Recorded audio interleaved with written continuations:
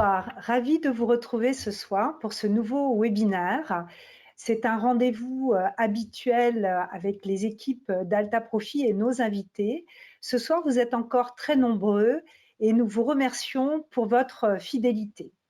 Alors, confier la gestion financière de son contrat d'assurance vie, la poche en unité de compte, à un professionnel de la gestion d'actifs est un vrai facteur d'optimisation de son contrat d'assurance vie.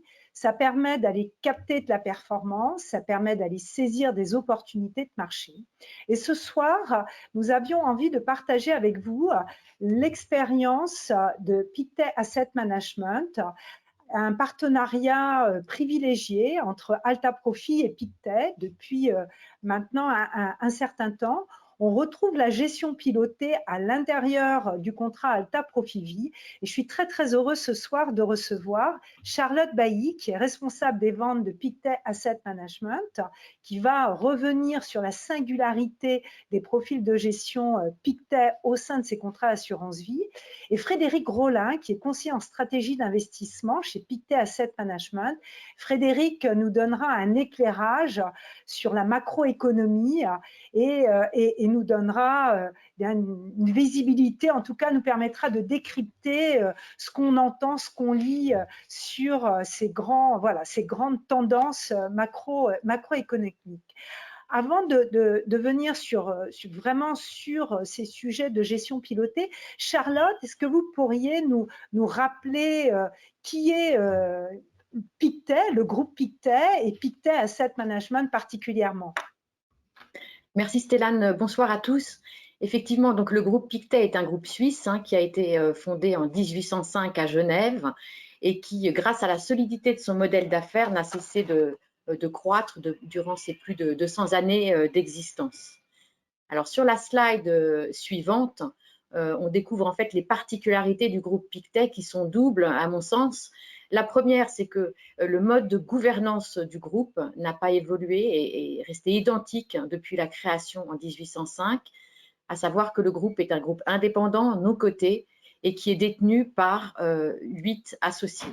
Depuis la création du groupe en 1805, on a eu à peu près 45 associés qui se sont succédés. Donc une forte indépendance et un groupe qui n'est pas soumis aux pressions des actionnaires. Le deuxième pilier, c'est le seul et unique métier qui est celui de la gestion d'actifs.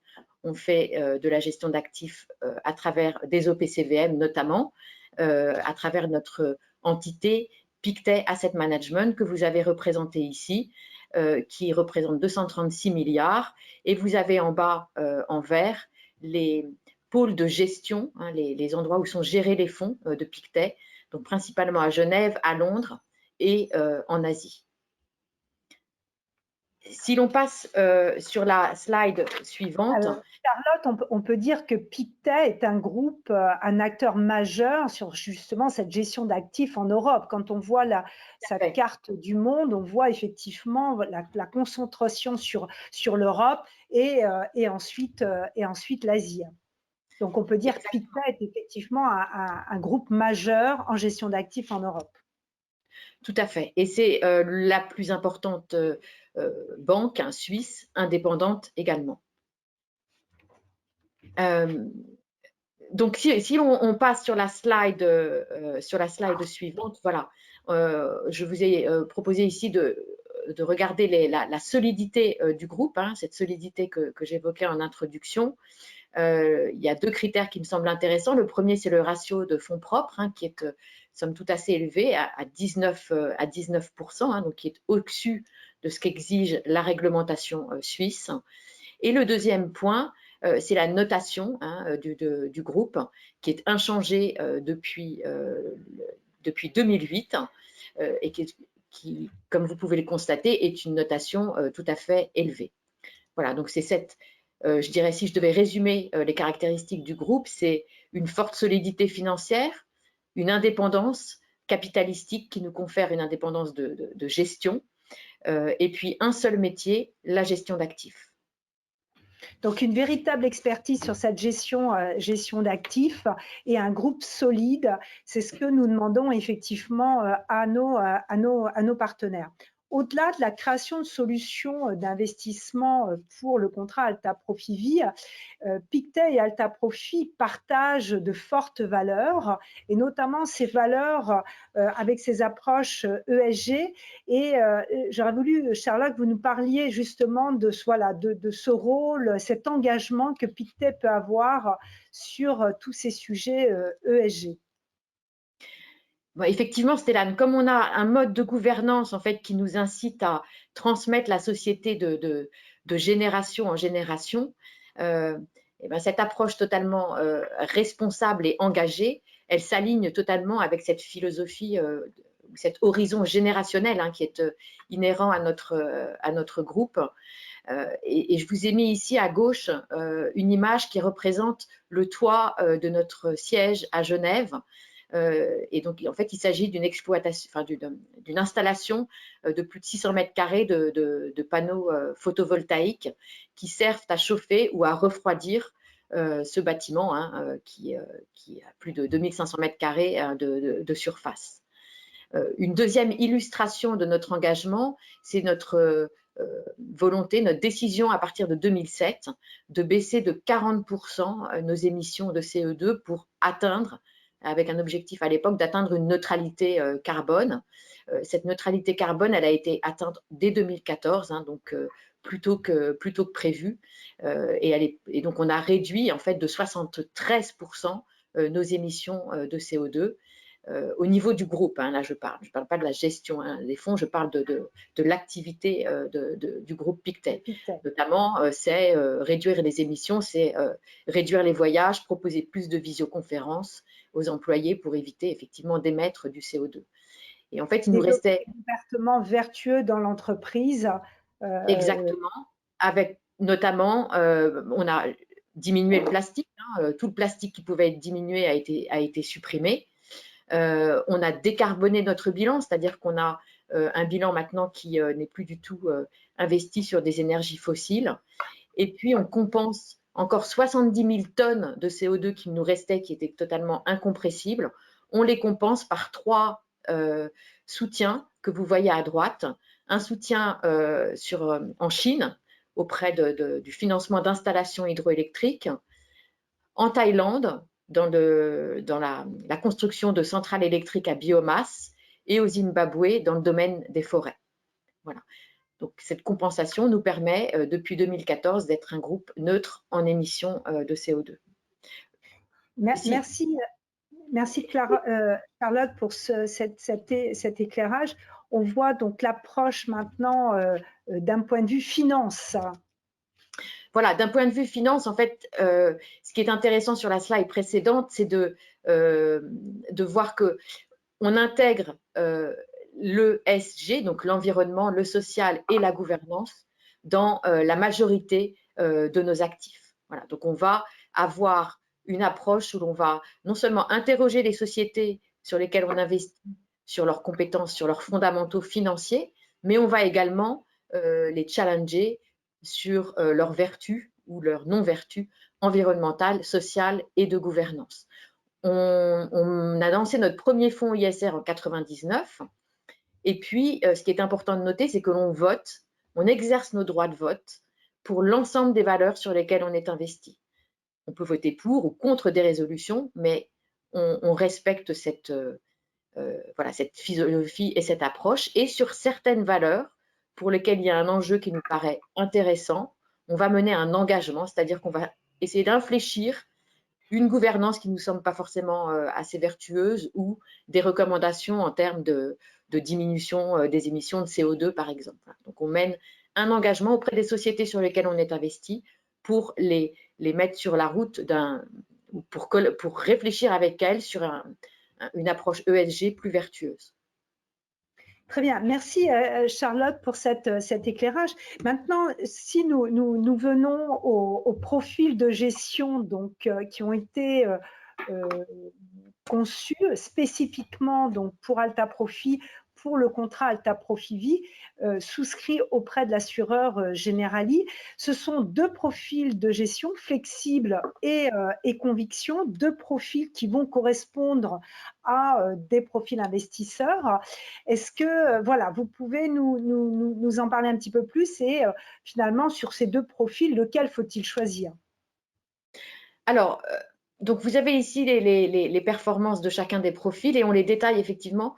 On commence par le profil flexible, donc qui est le moins offensif des deux, sur lesquels les gérants peuvent avoir une exposition action qui va varier de 0 à 60%. C'est un profil que l'on qualifie d'équilibré, avec un horizon d'investissement recommandé à 7 ans, avec une volatilité qui est tout à fait maîtrisée, puisqu'on est sur une volatilité aujourd'hui de 4%. Et on va avoir un portefeuille ou un profil de gestion qui est composé de généralement 7 à 15 fonds. En ce moment, on a 8 fonds dans ce portefeuille. Il est SRRI 3. Voilà. Et depuis sa création, comme vous voyez, 17,5 de performance.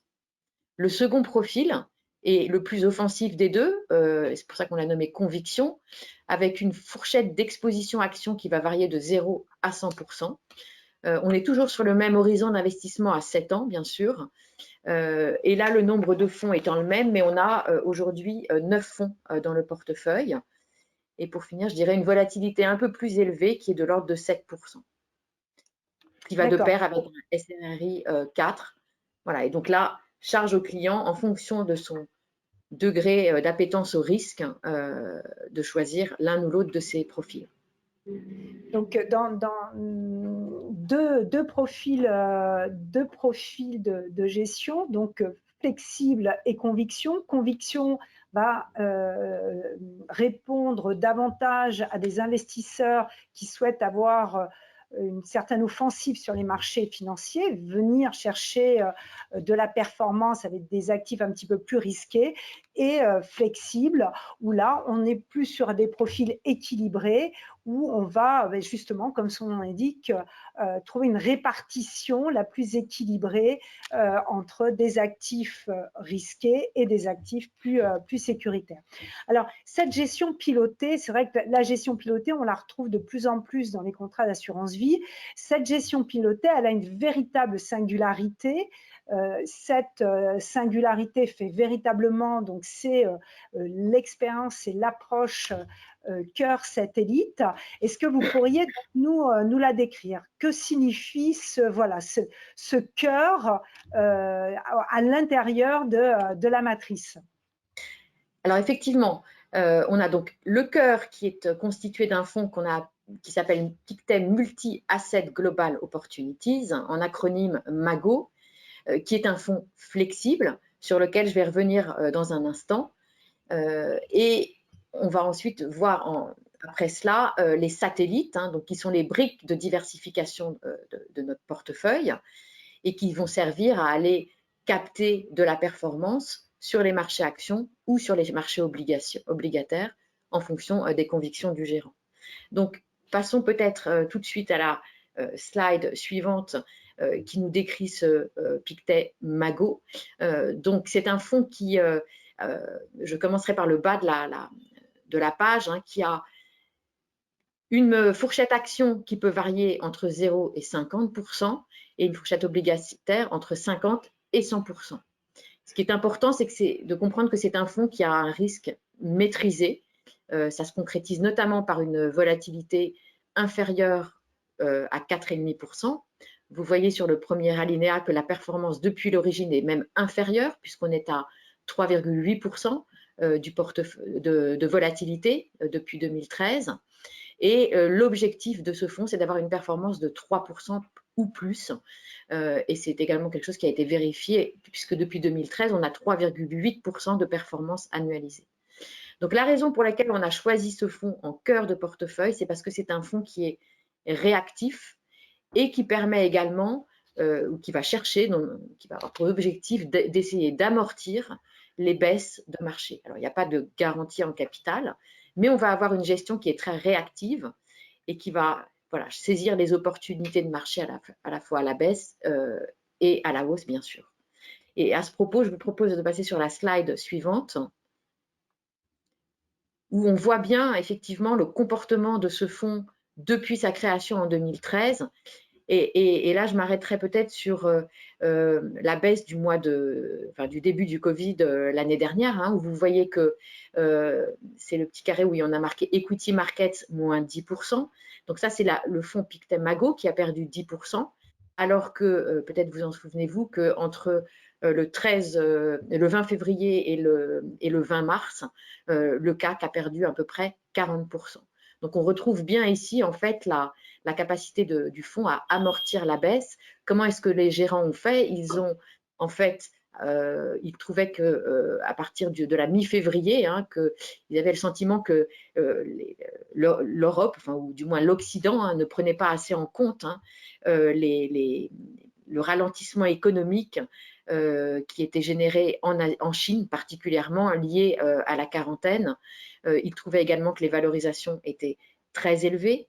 Donc, à partir ils avaient une exposition action qui était de 30% à l'époque, et du 20 au 21 février, ils ont diminué d'un tiers cette exposition action, qui est donc passée de 30 à 20%. Donc, ils ont été tout à fait réactifs pour baisser l'exposition du portefeuille. Ils ont baissé leur position sur le Nasdaq. Il y avait également une volatilité importante qui les a incités à être plus prudents sur leur portefeuille. Et puis ensuite, dès la fin mars, en fait, dès la 3e semaine de mars, là, ils voyaient un soubresaut de reprise, une situation pandémique qui évoluait quand même un tout petit peu plus favorablement en Asie et en Chine particulièrement. Et donc, ils ont anticipé un potentiel rebond des marchés. Donc, ils se sont remis à nouveau sur les marchés actions à hauteur de 25%.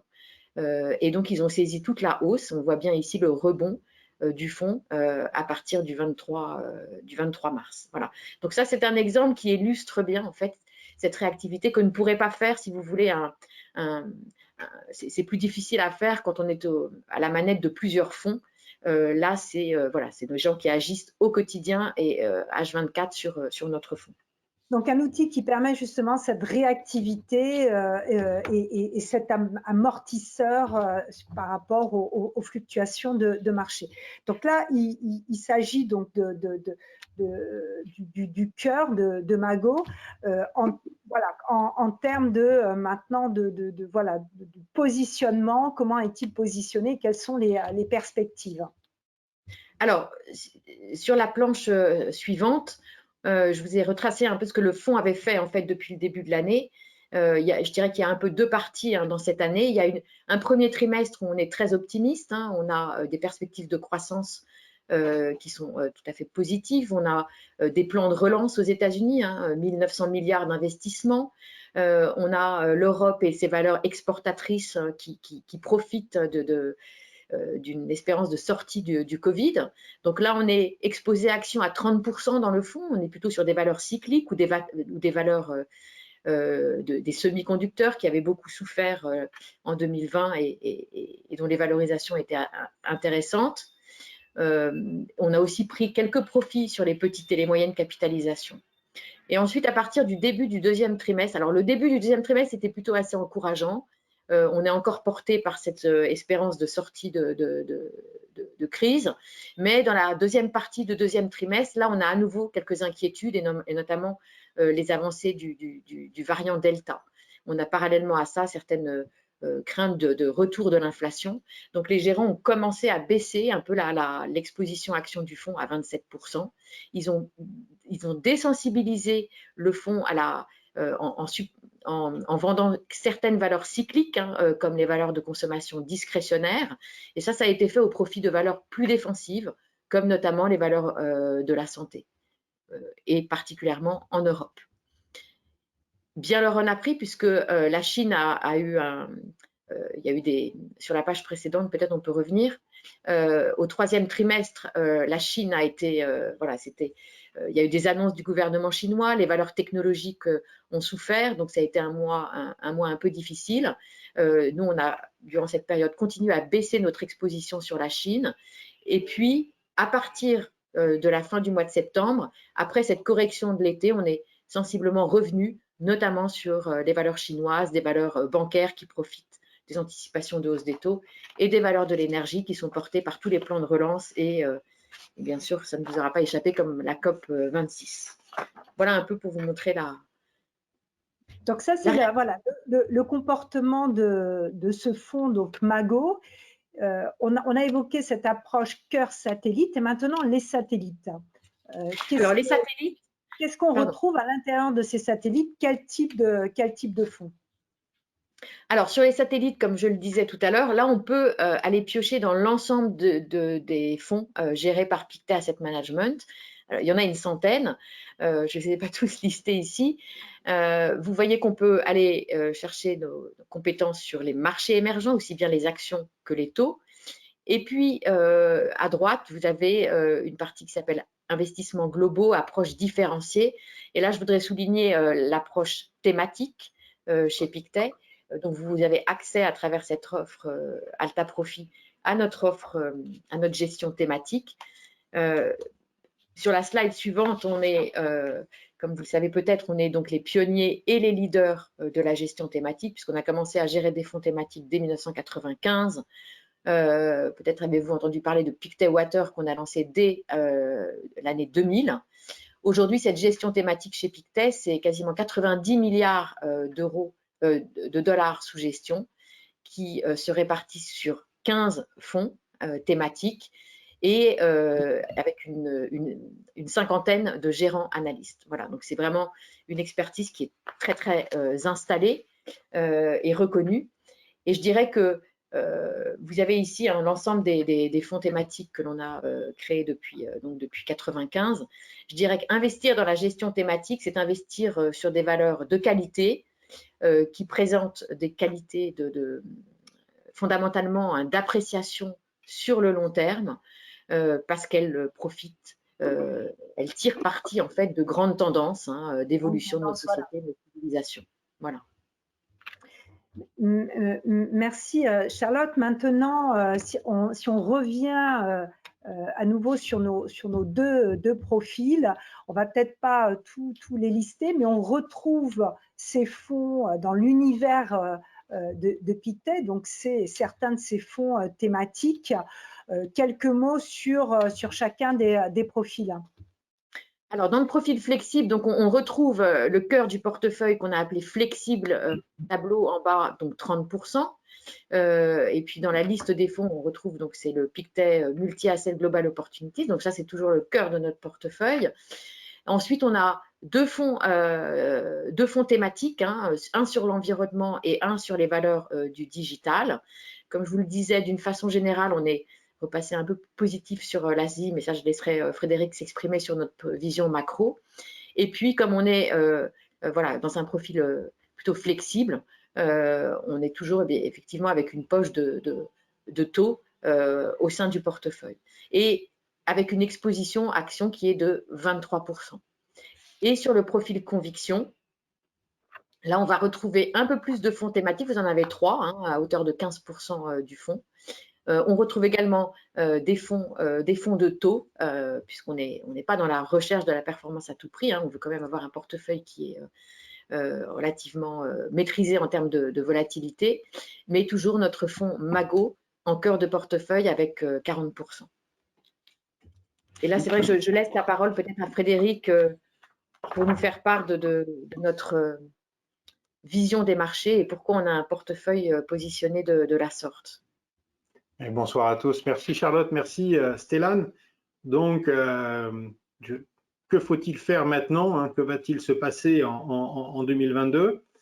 Je crois que nous restons quand même positifs sur les actions. Alors, c'est vrai qu'on peut se poser la question, les actions ont très très bien performé, le CAC 40 a battu ses records. Est-ce que ça ne serait pas le moment de sortir de ce marché? Nous, on ne pense pas. On pense que l'année 2022 devrait être encore bonne pour les actions. Alors, peut-être pas aussi bonne que ce qu'on a eu depuis les creux de mars 2020, mais quand même plutôt bonne. Pour nous, on pense qu'on pourra avoir une performance de 5 à 10%. Alors, pourquoi? D'une part, il y a des craintes qui nous paraissent surestimées. Nous, on estime que l'inflation va être temporaire. Au fond, quand on regarde, quand on décompose les indices d'inflation, eh bien, les hausses des prix sont quand même essentiellement liées aux importations, essentiellement liées aux problèmes de production et de logistique qui sont directement les conséquences de l'épidémie. La vaccination avance, on voit que oui, le virus continue de nous poser problème, mais dans l'ensemble, les confinements quand même font de moins en moins de mal. La Chine parvient à maîtriser l'épidémie, donc on voit petit à petit aussi la logistique, les ports progressivement réouvrir. Donc pour nous, une inflation qui est bien là, mais qui devrait être suffisamment temporaire pour ne pas décourager les ménages, pour ne pas trop obérer, soustraire au pouvoir d'achat. Et puis surtout, des banques centrales qui vont rester très accommodantes. Au fond, elles ont la même idée que nous. Ce n'est pas la peine de monter les taux ou de resserrer la politique monétaire parce qu'il y a des ports qui ferment en Chine. Ça n'aurait strictement aucun sens. Donc des banques centrales qui vont quand même rester plutôt accommodantes.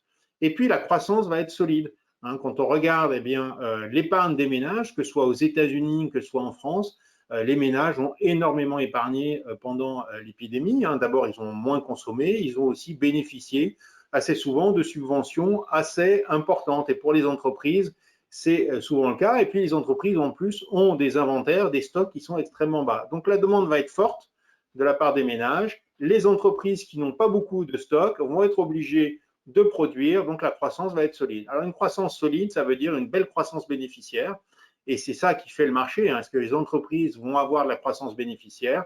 Nous, on estime que 2022 connaîtra une croissance bénéficiaire de 15%. Mais voilà, comme on a des banques centrales qui vont être plutôt sympathiques, mais tant que ça quand même, elle ne va pas continuer de donner des liquidités comme elles ont pu le faire en 2020. On va perdre un peu de ces 15% et pour nous, on arrivera à peu près à 5 à 10%.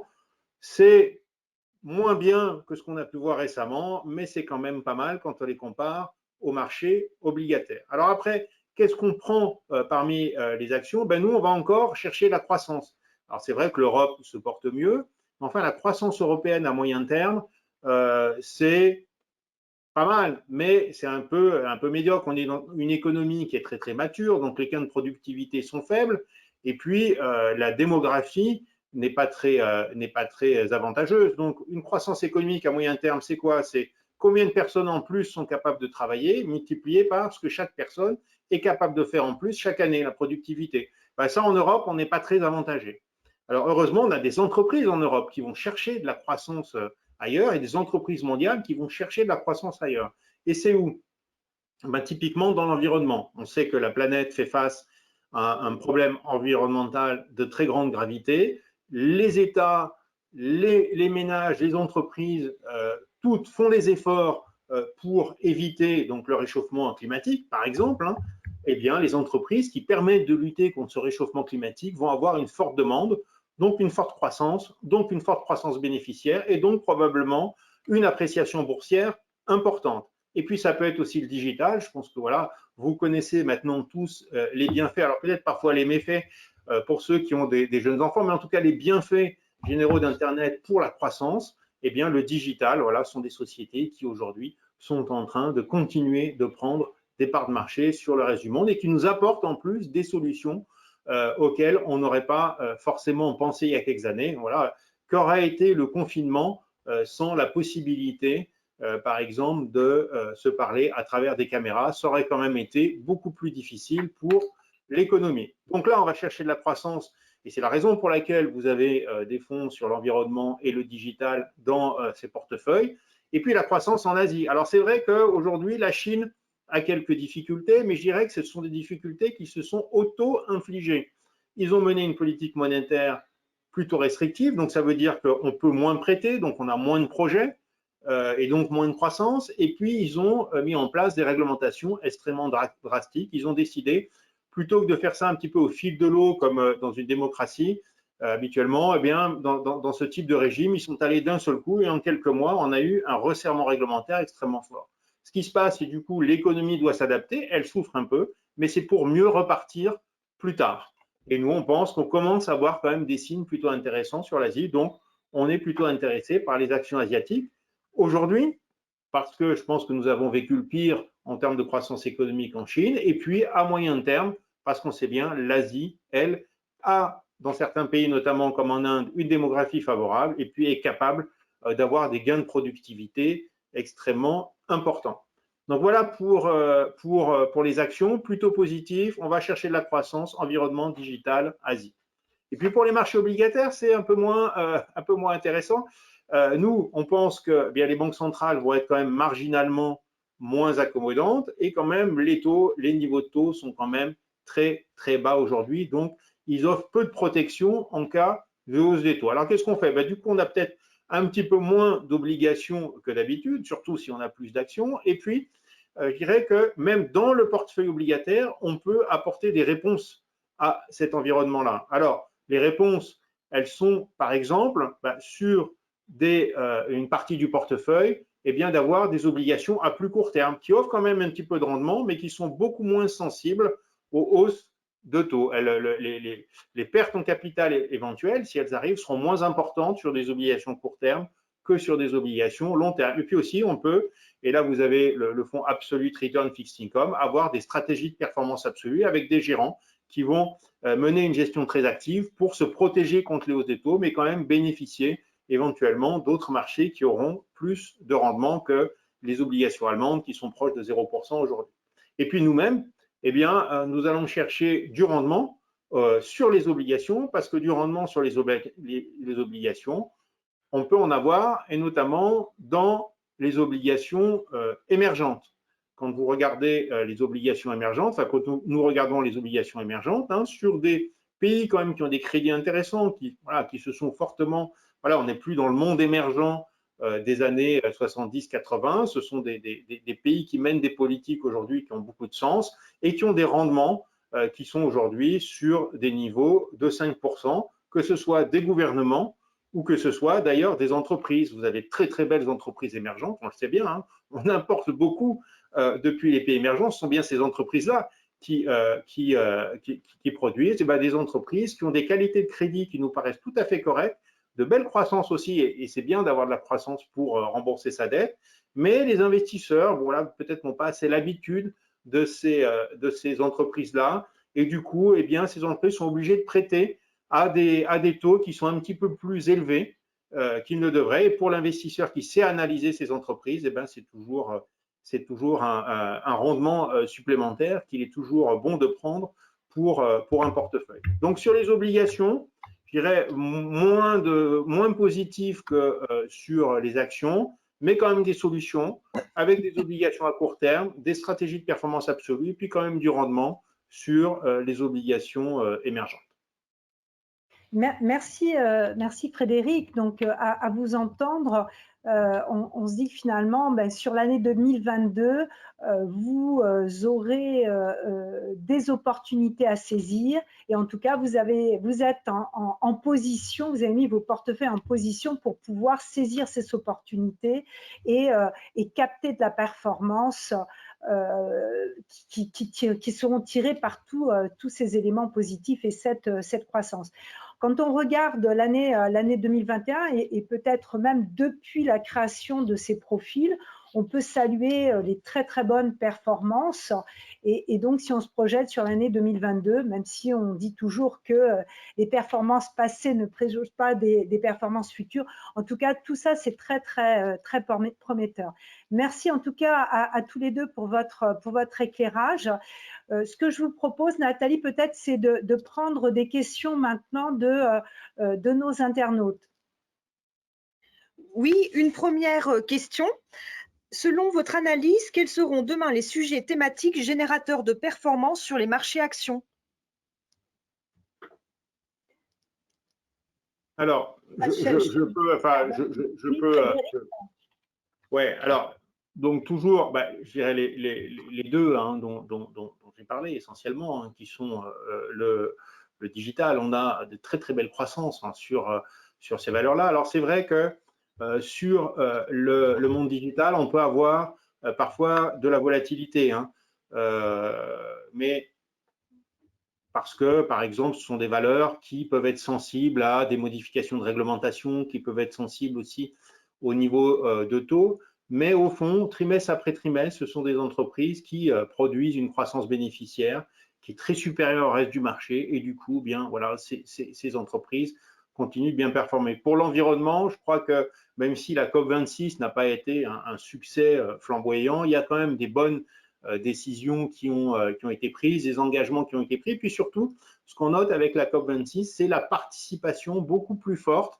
Et ça, c'est ce pourquoi nous plaidons de notre côté depuis bien longtemps, du secteur privé. Hein. Ce n'est pas seulement voilà, des idées et des volontés agitées, je dirais, par des gouvernements, c'est aussi des entreprises qui travaillent à la lutte contre le réchauffement climatique. Ça peut être évidemment voilà, des entreprises spécialisées dans l'éolien ou le solaire, mais ça peut être aussi des entreprises qui sont spécialisées dans l'efficacité énergétique. Vous avez de très belles entreprises qui pourraient ressembler à Dassault Systèmes, mais qui sont capables de simuler des moteurs, de simuler des voitures, de simuler des avions, de telle façon à ce que ces véhicules consomment le moins de CO2 possible, que ces moteurs consomment le moins de CO2 possible. Donc, ce n'est pas seulement le solaire et l'éolien, c'est toute une grande quantité d'entreprises. Ça peut être aussi la mobilité électrique, des sociétés qui travaillent à la conduite autonome. Cette conduite autonome permettra le développement des véhicules électriques et permettra aussi une conduite beaucoup plus efficace. Puis, d'autres secteurs peuvent nous paraître intéressants. Je pense que ce qu'on voit aujourd'hui, c'est qu'il y a de plus en plus de volonté de la part des gouvernements de ramener des chaînes de production de façon plus locale. J'ai vu par exemple que cette semaine, Samsung a décidé de mettre en place une usine au Texas, donc près du consommateur, et donc toutes les sociétés qui sont capables de travailler à l'automatisation, par exemple, des chaînes de production, vont pouvoir avoir une forte demande dans ce cadre-là, parce que je doute que, et c'est-à-dire c'est pas du tout ce qui se passe, que les salariés américains acceptent des niveaux de salaire équivalents à ceux que l'on trouve dans les pays émergents. Il faudra bien être capable, je dirais, de construire des machines qui sont en grande partie susceptibles de remplacer les tâches, je dirais, les plus aisées, et puis de développer des compétences plus techniques des salariés américains. Donc, il y a énormément de thèmes qui peuvent être porteurs sur cette année 2022. Une autre question ? Justement, une question complémentaire. Le marché action peut-il encore apporter plus de performance? Oui, je crois que le marché action, c'est quoi la performance d'un marché action? La performance d'un marché action, c'est les dividendes. Donc, je prends les actions européennes, par exemple, les dividendes qui sont aujourd'hui autour de 2,5–3%, ça dépend des valeurs qu'on va prendre, parfois plus, parfois moins. Voilà, mettons 2,5%. Et puis, la croissance de l'entreprise, c'est-à-dire que l'actionnaire va toucher des dividendes régulièrement, et puis en plus, la valeur de l'entreprise, la valeur de l'action va croître en général sur le long terme avec la croissance du chiffre d'affaires. Alors, on peut avoir une évolution des marges, bien sûr, mais bon, les marges ne montent pas au ciel. On peut avoir une évolution de l'appétit des investisseurs qui un jour vont être très optimistes, le lendemain très pessimistes, mais à la fin, sur longue période, la performance des marchés actions, c'est les dividendes plus la croissance. Et de la croissance économique, aujourd'hui, on continue dans le monde d'en avoir. Donc, c'est vrai qu'on parle souvent sur les actions de la variation sur une semaine, et puis ça a monté un mois, puis ça a baissé le mois suivant. On a l'impression que c'est une sorte de jeu à somme nulle, une sorte d'encéphalogramme. Pas du tout. Il y a une tendance à la hausse des marchés actions due aux dividendes et due à la croissance. Alors après, cette tendance à la hausse pour nous aujourd'hui, compte tenu de la croissance des profits et des dividendes, elle est supérieure à 15%.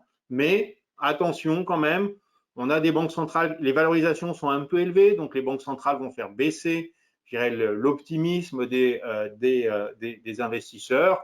Et donc, voilà, on aura un peu moins que ça. Mais oui, nous, on pense que les actions restent un bon investissement pour 2022 et d'ailleurs, pour le moyen terme, parce que pendant que vous avez de la croissance et des dividendes, vous regardez les taux obligataires, les taux qui sont fournis même de par des bons de capitalisation, enfin des fonds généraux d'assurance, c'est quand même beaucoup moins bon que les chiffres, ne serait-ce que les dividendes. Merci Frédéric.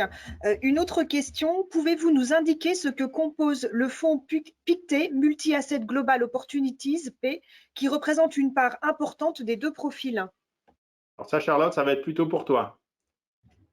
Alors, en termes de répartition, aujourd'hui, on est à, comme je le disais, attendez, excusez-moi.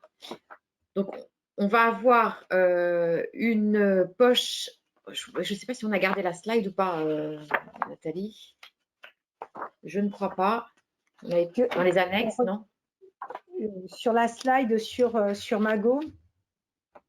Je crois qu'on l'avait mise dans les annexes. Voilà. Donc, vous avez ici effectivement la répartition de la poche. Donc, l'action, je rappelle que l'action peut varier de 0 à 50%. Donc là, on a 30%, sont des données à fin octobre. Et là, on voit qu'on est exposé sur les États-Unis à hauteur de 61%, l'Europe et certains marchés émergents. Ce qui est intéressant aussi, c'est de voir dans le prolongement de ce que disait Frédéric, qu'on a pas mal de valeurs de technologie à droite, 23%, un peu de la cyclicité, et pour profiter de la hausse des taux, on a augmenté, comme je disais, le secteur financier, des valeurs de la santé pour leur capacité d'innovation. Voilà, et ensuite, vous voyez que les poids des autres secteurs sont moins importants. Et puis, sur la poche taux, on est principalement quand même sur des émissions gouvernementales, que ce soit dans les pays occidentaux ou dans les pays émergents. Alors, si je peux faire juste un commentaire, vous notez que les actions d'Amérique du Nord sont plutôt présentes. Et c'est vrai que on aimerait bien sûr que les actions européennes et les actions françaises même aient plus de croissance, mais c'est bien souvent aux États-Unis qu'on trouve ces valeurs qui ont aujourd'hui une très forte croissance. On pourrait avoir une allocation sur les émergents plus forte, après ce que je vous ai dit sur l'Asie, mais nous on estime que l'Asie va performer plutôt bien en 2022, mais qu'il y a peut-être encore quelques mois à attendre avant que ça redémarre fortement. On commence à voir, je disais tout à l'heure, quelques signes plus positifs sur l'économie chinoise. Nous, on reste positif, mais on pense que les investisseurs ne vont recommencer à s'intéresser à ce marché que quand il y aura des signes un peu plus forts. Donc, voilà, on préfère, en attendant, profiter de meilleures opportunités, notamment sur les technologies de l'information ou le secteur financier. Mais je pense que assez probablement, dans la première moitié de l'année, on reviendra assez fortement sur les actions asiatiques. Merci. Une autre question, pourquoi ne sélectionnez-vous pas dans les deux profils des supports d'autres sociétés de gestion? Parce que c'est une bonne question. Alors, en fait, quand on a été sollicité effectivement par Alta Profit, c'est une exclusivité que vous avez chez Alta Profit, c'est pas une offre que vous retrouverez sur d'autres plateformes. En fait, il se trouve que chez Pictet Asset Management, on ne fait pas de fonds de fonds. Donc, on n'a pas d'équipe dédiée à l'analyse et à la sélection de fonds d'autres voilà, d'autres sociétés de gestion. Ce n'est pas une compétence que l'on a. Donc, voilà, ça a été évoqué dès le début et présenté à Alta Profit. Voilà, on n'était pas en mesure de répondre à cette demande. Et si je peux ajouter quelque chose, c'est que la multigestion, enfin le multigérant au sein de gestion pilotée, on le trouve dans différents contrats. Là, la gestion pilotée Pictet est très typée. C'est ce que Charlotte décrit depuis le début de cette webconférence. Donc avec des convictions très fortes, avec des marqueurs très très forts, notamment l'approche ESG, notamment cette approche cœur satellite. Et c'est vrai que dans l'univers des fonds Pictet, vous retrouvez finalement suffisamment de matière pour pouvoir aller capter cette performance et pour répondre à cette approche cœur satellite. Donc, ça serait peut-être dénaturer cette approche, la force de cette approche, que d'y sélectionner finalement d'autres fonds, d'autres maisons. Et c'est vrai, Charlotte, la sélection de fonds, c'est un autre métier. Et nous avons, Alta Profil, nous avons donc choisi Pictet parce qu'il y avait cette approche, parce qu'il y a cette démarche ESG, parce qu'on retrouve des fonds qui sont labellisés ISR, parce qu'il y a des convictions fortes Pictet, parce qu'il y a des valeurs que nous partageons. Et nous voulions rester dans cette dimension et surtout pas dénaturer toute cette approche. Et puis je rajouterais que le dernier point, c'est en termes peut-être de gestion des risques. Nous, on aime investir dans ce qu'on connaît ou ce qu'on comprend. Voilà, là, on maîtrise, comme on investit uniquement dans des compétences internes, on a une bonne gestion du risque et une bonne appréhension et une totale compréhension des supports dans lesquels on investit. Merci. Une autre question, quels sont les objectifs de performance que vous imaginez pour chacun des profils en cette année 2021? Ah, écoutez, j'ai pas de boule de cristal là. Alors, en 2021, l'année est quand même déjà bien entamée. Voilà, oui. Donc je pense qu'on ne sera pas très loin. J'avais entendu compte tenu 2022, de la très forte progression des marchés, je pense qu'il est assez facile de dire que l'essentiel est fait. En 2022, voilà, si on ne va pas donner d'objectifs précis, hein, mais voilà, si on est entre 5 et 10%, je disais, alors on va prendre la moyenne, c'est 7,5%, voilà, ça dépendra du profil, mais pour celui qui est à 50%, ça fait un petit peu plus de, voilà, pas loin de 4. Et sur les obligations, on va faire aussi un petit peu de performance. À ça, il faut rajouter la performance tactique. Donc oui, on espère une performance. Je pense qu'on peut espérer, mais je dis bien qu'on peut espérer une performance supérieure à 5% sur un profil plus offensif. Merci. Enfin, une dernière question pour toi, Stellan. Est-il possible de réaffecter tout ou partie d'un contrat Alta Profivi en euros vers de la gestion pilotée et quels sont les frais? Alors oui, on peut tout à fait arbitrer la totalité du fonds en euros. On peut aussi arbitrer des unités de compte qu'on aurait en gestion libre vers de la gestion pilotée Pictet.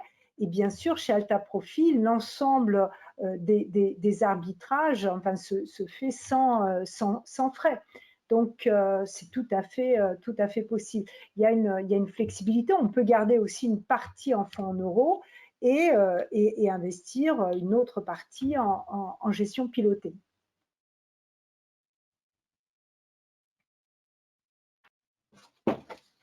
Donc, merci. Je passe la parole. Merci à tous trois. Je passe la parole à Jean-Yves Gerbelot pour nous faire une résumé de cette session. Bonsoir à Merci. Nos adhérents qui nous ont fait le plaisir de nous suivre ce soir. Une très courte conclusion pour rappeler les points forts. C'est vrai que beaucoup d'entre vous connaissent déjà les fonds Pictet de très forte notoriété. Les gestions pilotées, par contre, elles relèvent de partenariats exclusifs et on a eu la chance de nouer ce partenariat exclusif avec Pictet. Pour vous, sur ce contrat Alta Profivi, donc porté par l'assureur Generali.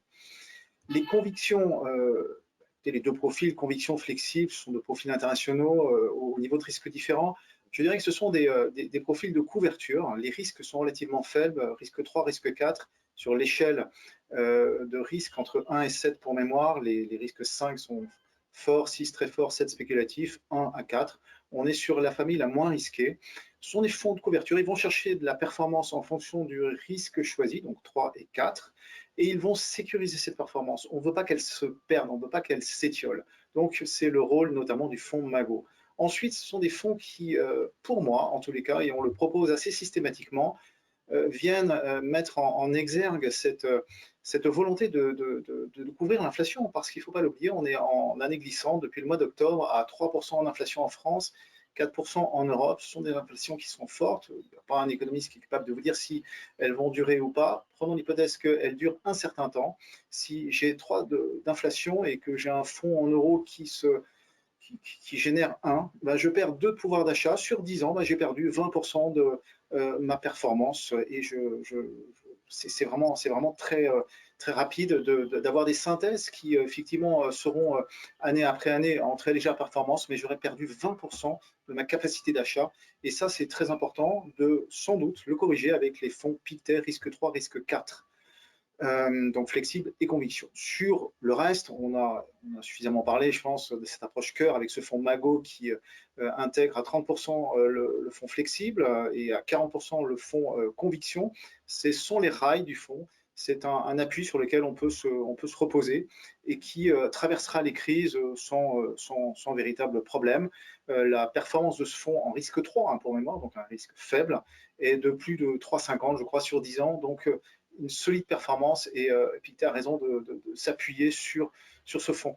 Les fonds satellitaires, bon, on les connaît tous, hein, les fonds l'expertise thématique et l'expertise sectorielle. Donc, il y a un fonds qui s'appelle Label Thématique, c'est un fonds environnemental qui est le reflet des choix de développement durable chez Pictet qui intègre chacun des profils. On a également donc des enjeux environnementaux, sociaux et de gouvernance d'entreprise qui sont extrêmement forts puisqu'il y a également une sélection de ces fonds. Les performances, parce qu'il y a finalement, je dirais, presque que ça qui est important en réalité.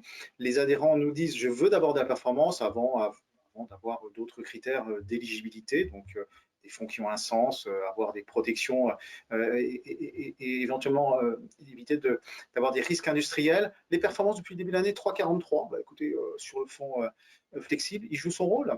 L'inflation de 3, donc il est supérieur. Je couvre le risque de l'inflation.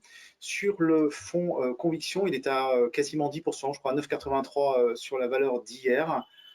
Il joue plus que son rôle. Allez comparer ses performances avec des niveaux de risque 3 et 4 que vous pourriez avoir, des fonds de risque 3 et 4 et diversifiés que vous pourriez trouver sur des listings de concurrents, vous verrez que c'est rare de surperformer ces niveaux de performance.